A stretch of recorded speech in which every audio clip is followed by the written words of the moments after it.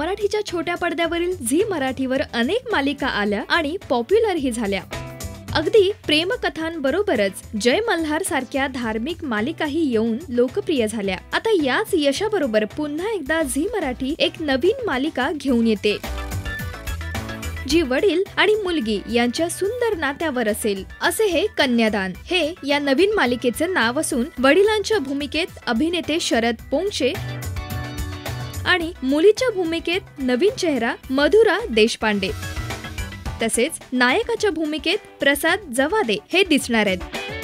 आयुष्याच्या प्रत्येक वळणावर आपल्या मुलीसाठी कधी मित्र तर कधी ॲडवायझर बनणाऱ्या बाबांची ही कहाणी असे हे कन्यादान यामधून प्रेक्षकांच्या भेटीस येते।